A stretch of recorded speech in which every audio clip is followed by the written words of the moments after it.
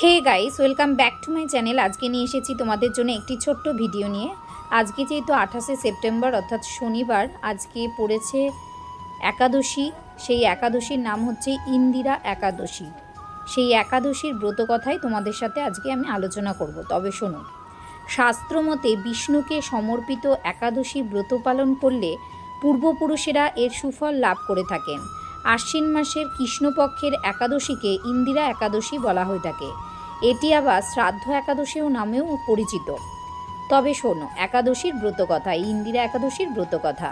পুরাণ অনুযায়ী সৎযুগে মহিষ্মতি নামক এক নগর ছিল। এখানে ইন্দ্রসেন নামক এক কুশল ও প্রতাপশালী রাজার রাজত্ব ছিল।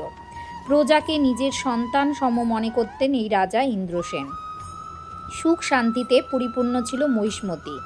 বিষ্ণুর উপাসক রাজা ইন্দ্রসেনের সভায় একদিন হঠাৎ নারদ মুনির আগমন ঘটে। রাজার কাছে তার বাবার বার্তা নিয়ে আসেন নারদ।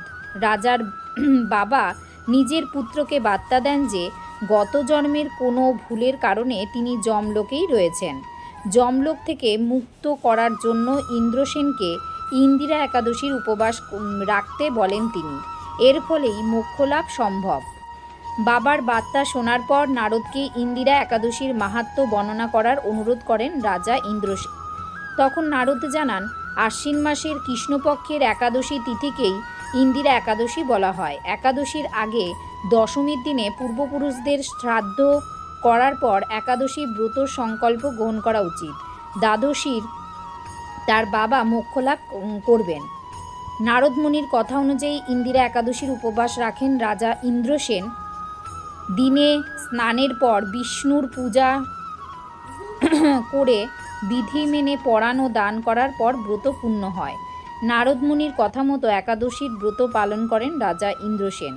এই ব্রতই পূর্ণ প্রভাবে তার বাবা মোক্ষ লাভ করে থাকে। এমনকি ইন্দিরা একাদশীর পূর্ণ প্রভাবে মৃত্যুর পর রাজা ইন্দ্রসেনও বৈকুণ্ঠ গমন করেছিলেন। সুতরাং বন্ধুরা, তোমরা যদি এই ইন্দিরা একাদশী পালন করে থাকো তাহলে তোমরাও অবশ্যই বৈকুণ্ঠ গমন করতে পারবে। তবে নিয়ম মেনে এই একাদশী অবশ্যই পালন করবে।